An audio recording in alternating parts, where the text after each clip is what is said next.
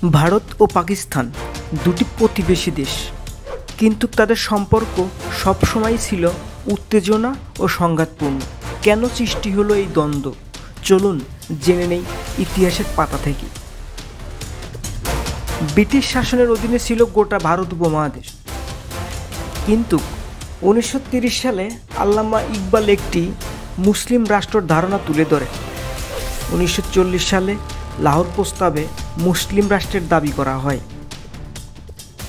দীর্ঘ স্বাধীনতা সংগ্রামের পর 1947 সালে ব্রিটিশ ভারত বিভাজনের পরিকল্পনা ঘোষণা করে, যা পরবর্তীতে ধর্মের ভিত্তিতে ভারত ও পাকিস্তান নামে দুটি স্বাধীন রাষ্ট্রের সৃষ্টি হয়।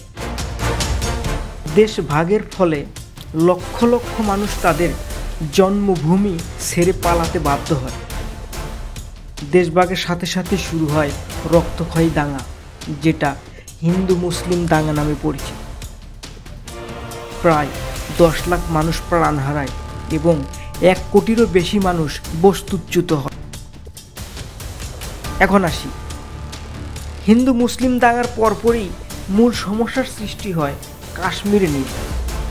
কাশ্মীরের শাসক হরি সিং ভারতের সাথে যুক্ত হওয়ার সিদ্ধান্ত নেন, কিন্তু পাকিস্তান তা মানতে অস্বীকার করে। শুরু হয় প্রথম ভারত ও পাকিস্তান যুদ্ধ।